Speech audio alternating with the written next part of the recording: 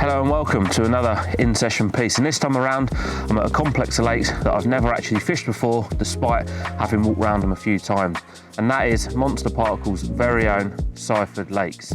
Now I didn't arrive here until late yesterday afternoon, and by the time I'd spoken to a few of the guys, had a barbecue, it was quite late before I eventually had a walk round and found some fish to fish for. I ended up fishing on Braybrooke Lake where I've seen a few fish in the edge, nice close quarters fishing, a world away from the fishing that I'm used to doing. But I've got a couple of rods out just before it got dark, and in true small water fashion, first light this morning, it's ripped off and I've got myself my first Seighford Lakes carp caught right in the edge, using the baiting pole, using minimal bait to maximum effect. So like I say, this is the first one of the session. Let's hope it don't end here, and I'm going to run through in this video 5 short tactics of how to get the most out of fishing small waters. Brilliant. When it comes to fishing on small waters, there are a few changes that I do make that slightly differ to when I'm fishing on larger gravel pits. Now, whenever anyone thinks of a small water, straight away they think it's going to be very easy. The carp are very easy to see, they're very easy to find, and they can't go anywhere. But that couldn't be any further from the truth. And if I'm totally honest with you, when it comes to fishing on smaller lakes, I feel a little bit outside my comfort zone. And even though I fished for years, fishing on small venues like this, and they can be very, very easy venues if you like, what are supposed to be easy, the fish can be very, very tricky to catch, and they can move very, very fast. You've got to do as much in your favour as possible to try and get a bite. And the first things first is my lead size. Now, whenever I'm fishing a big gravel pit, I will always use a 4 or a 4.5 ounce lead. When I'm coming onto a small water, I want to try and use as smaller lead as possible, not only to be sort of as inconspicuous as possible when I'm either casting. And with lakes like Seighford, there's a lot of overhanging trees. Now, wherever you get a lot of overhanging trees, you're going to get a lot of leaf litter on the bottom. That then breaks down and it makes quite deep silt. And if you go pummeling a heavy lead into deep silt, it's just going to get sucked into the silt and your presentation is going to be massively hindered. So always go in with the lightest lead that you possibly can. Then onto the rig. Now, a lot of you will know that my main rig that I've used for the past few years is an Illusion D rig. A very, very good, a very effective rig, and it works extremely well for me. But coming onto these smaller waters and fishing how I am here at Seighford, by putting my rigs nice and tight under overhanging trees, I am unsure of what's on the bottom. First things first, if you're using a fluorocarbon or a mono hook link, if there is any sort of mussels where the fish have burrowed away down at the edge, any twigs or branches, if that fluorocarbon rig comes into any form of contact with any of those, you're going to have a breakage and it's going to result in a lost fish. So I go over to just using an uncoated normal braid. Now, the reason for this is when I'm dropping it out of a spoon, there is absolutely no way that this rig is going to tangle. And not only that, whatever's laying down on the bottom, this is going to lie over the contours and make sure my presentation is perfect every single time. And as well, just one little thing that is worth touching on, when you are fishing under trees, up to margins, near to snags, you are going to get quite a lot of debris on the bottom as well. So it gives me options of hook baits, whereas the Illusion D rig is a very good rig for a bottom bait or a wafter. The rig that I'm using here now, I'm setting it up wafter style, so the bait sinks down nice and slowly and nestles over whatever's on the bottom. But also, if I'm finding that there's quite a lot of leaf litter on the bottom and I want to raise that hook bait up slightly above what's on the bottom, I can simply bite a split shot where I feel is needed, down the braid, and I can set the rig as a pop-up. So it's a very universal rig, a very strong rig, and a rig that has already worked for me here at Seighford.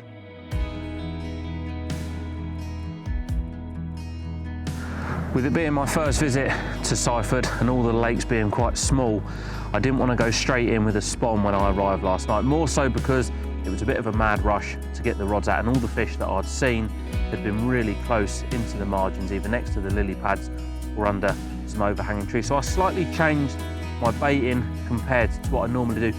Not in terms of changing what I put in the mix, but more so just how much I'm putting in and sort of overpowering the mix, if you like, with smells, rather than making a big bucket, adding water to it and keeping it nice and hydrated. So this is the mix that I went with. That's exactly what I would use if I was fishing anywhere else in the country. The only difference is I'm making it in a lot smaller quantities than what I would do is if I'm going to get on the spom and put a big area of bait out. So I've got hemp, maize, chopped and mulched up krill active, bloodworm, and I've got a good dosing of krill liquid in there as well. Now, the reason I'm making it in small batches is because the way that I'm putting this bait in and the rigs in is in a baiting pole or dropping it in by hand. So everything is extremely accurate. So I'm just looking for one bite at a time, and by making a real nice, smelly, potent mix, whatever's on the bottom, whether it be dying leaves, dying weed, this mix is going to overpower that and it's going to draw the carp in. And so far, it seems to have worked, because I had my first Seighford carp this morning. I'm going to show you a method now that's not massively used, or certainly not a method that I see used a lot.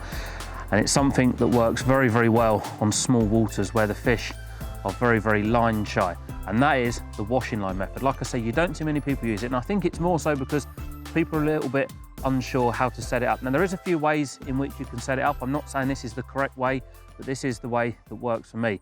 Now, the washing line method is where you don't have any line in the water from the tip of your rod until it gets to this bank stick, which is normally placed on the far bank in an opening where you can easily access the water's edge. Now, like I said, when I walked around there yesterday, there was a lot of carp patrolling up and down the margins. And for me to safely fish across to the far side and give myself the best possible chance of getting a bite, the washing line method was something that I'd done late last night, which resulted in the bite this morning. So you've got your rod, obviously you're taking your rig off it, you're going to make sure you can do a nice safe cast into the opening on the far side. The rod is then going down on the rest. You've got your bucket with your hook link, and you've got this. This is the most important part of the washing line method.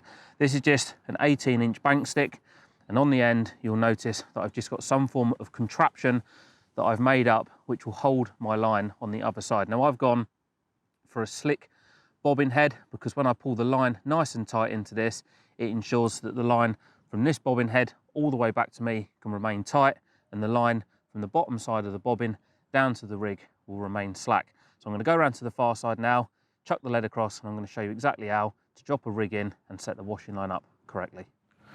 Okay, so I just made the short walk round to the far side, managed to find my lead very, very easily, and I'm just going to show you now how to set the washing line up. So first things first, I'm going to push the bank stick in and make sure it is in nice and firm, because you don't want this being pulled anywhere. So I'm going to push that in like so, and I'm going to extend it up so it sits a couple of 3 feet above the water. Now, that spot there where them reeds are was where I caught the fish from last night. So all that's left to do now is to pull enough slack off of the reel. I made sure before I come around I securely put the rod down on the rest, loosen the clutch ever so slightly, just enough so I can pull line. Not so I can pull loads of line, I don't want loads of slack line sort of going across the surface. I want to try and keep it as tight as I possibly can from me to the rod until I go around there and set the bobbin. So I'm going to grab the lead out, the rig, and the beauty with this as well is if you are dropping them in by hand like I am here, you can almost feel for the drop, because you're going to pull off a few feet of line here now, lower the rig in, feel for the best drop, and then you're going to clip it up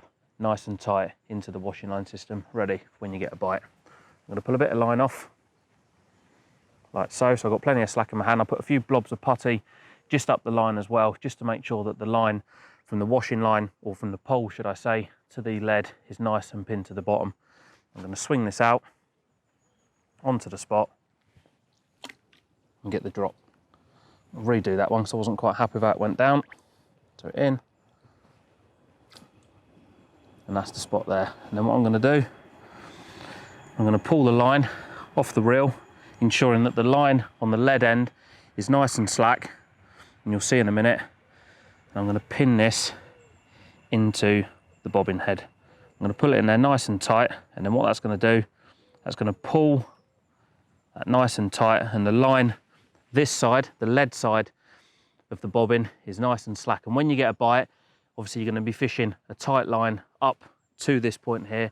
So when you get a bite, you're just going to get a savage drop back, you're going to wind down, and you're going to lift into a fish. So if you can imagine the way in which the washing line works is if I was casting over to this far margin, it would take quite a few casts for me to get the lead over here, and then I'd have to put bait over it as well, which would probably impair my accuracy, and I'm only fishing for one bite at a time, so I can't really afford to be chucking spoms over here and then landing a little bit left and right. This is the best method of fishing nice and tight and accurate on one area. And not only that as well, if you are fishing across the mouth of a bay like I am here, by having a rod that's cast to the reeds rather than plopped in front of it with a washing line, I'm putting a whole line, or should I say I'm putting a long line across the bay, stopping any carp from potentially coming in or leaving the base. This just allows me to fish a rod over here and not worry about the fish passing underneath. So the line's nice and tight here up to the bobbin, nice and slack. And when I go back round there in a minute, I'm going to tighten the clutch down nice and tight, clip the bobbin on. Obviously you're going to be fishing a very tight line because you're fishing over to this bank stick, but when you get a bite, you're going to get a savage drop back. So get on it straight away, wind that slack down, and you're going to be in. Okay, so I'm back round in the peg now. Now, it's very important that when you come to tightening the line up, that you don't over tighten it. Now, a lot of people like to fish the washing line on a single stick, rod nice and high, and have the line out of the water from the point of the rod tip all the way to where it's clipped in the bobbin over on the far side. Me personally, I don't tend to fish it that way. And the reason that I don't is because I've had an experience in the past where the line is up out of the water and I've had a bird fly through and it just causes, you know, in the groove. So I'll carry on putting it on the pod like I would do my other rods that are out. So I've come back round. I don't want to over tighten this. Remember, the only thing that's holding this line in place is the bobbin clip. Now, when you're pulling your line from a distance, you can end up putting too much pressure on it, pulling itself out of the clip, and then you've got to go and reset the whole thing. So I'll make sure my reel handle is where I want it to be. So always as well, let line off with the bail arm open, never on the clutch because you end up getting line twists. So I set the reel, sorry, where I want it to be, like so. Down onto the rest. Now I always use very heavy bobbins anyway. And I'm clipping the bobbin on and I'm just letting the weight of the bobbin sort of tell me how much tension to put on. I'm just going to keep pulling it slowly back in my fingers, like so, just until the bobbin sits nice and high up against the rod blank. A little bit more. Now I don't want to over tighten it because I don't want to be walking back round and having to reset it. And then once it's done, doing the clutch up nice and tight, and then there you go, the rod is now in position. Now when you get a bite, you're not going to be getting any form of forward indication. You've got to imagine that where the lead is here, the bank stick is here, and then it's coming back to your rod like so. As soon as it pulls itself out of the clip when you have a bite, you're going to get a massive drop back, so you don't want to be messing around. Pick the rod up, there's no clutch because I've tightened it up nice and tight, wind, wind, wind, and you'll eventually come into contact with a fish. So there we go, that is how to set up and effectively fish the washing line method.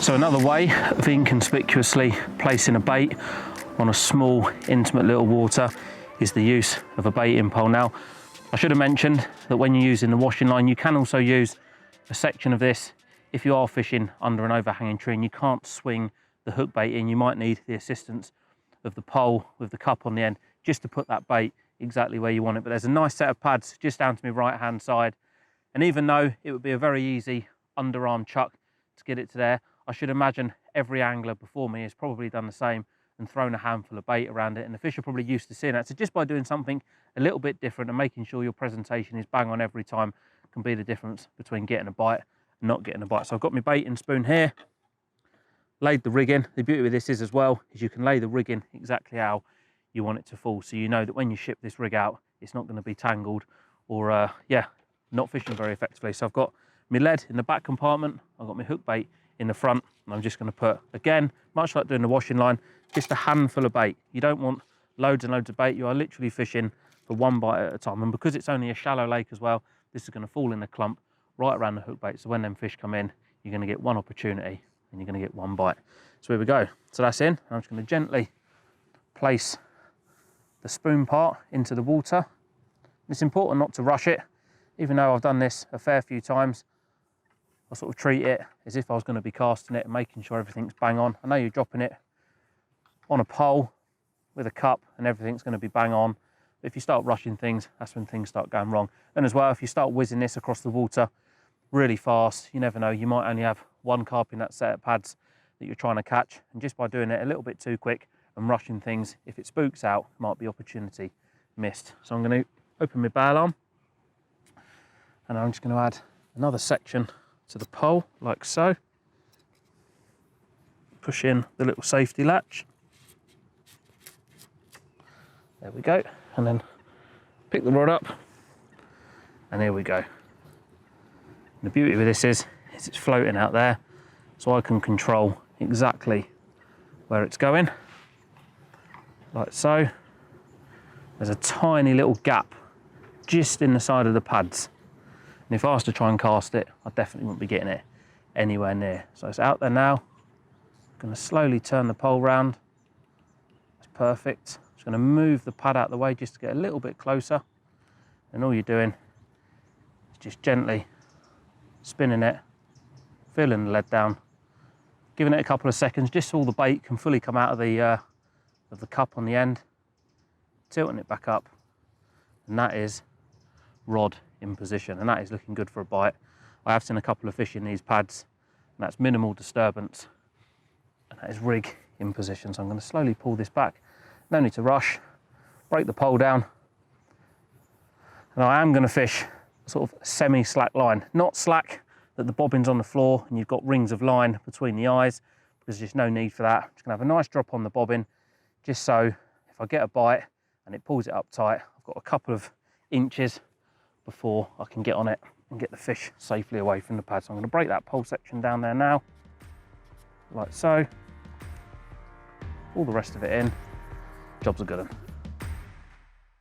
Now, when it comes to finding carp on small waters, you can very often find them very, very easily, whether that be in the summer, the autumn, the spring, or indeed the winter. Now, they're usually hiding under trees, out the way of anglers, normally where people can't get a bait. So wearing a pair of these is absolutely vital. Whilst having these is very, very good, and it makes finding the fish extremely easy. One of the biggest mistakes I see people doing, not necessarily on small waters, but on any waters that contain snags with a lot of carp in, is they'll go round with a bucket of bait and they'll put bait in where you can't get a rig. Now, it's obvious that the fish are going to feed there because the fish feel safe there.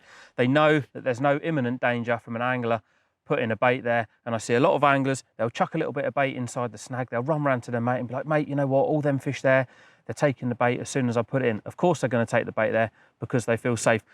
The biggest thing when fishing any water, and in particular a small water, when you're trying to draw the fish out to a safe area where you can hook it from, is do not put any bait inside the snags. And when I was walking around here yesterday, there's a couple of tiny sunken trees here. Now, it's obvious that they come out from the bank and they're sort of laying out into the water. Now, majority of the fish that I saw inside these snags were between the tips of the branches out in the lake and the edge of the bank. I could have chucked some bait in there and the fish would have been heads down and tails up within seconds. But when it comes to putting a rig there, I can only put a rig at the front. By putting bait inside the snag, you're giving the fish a reason not to leave the snags. That's my biggest key.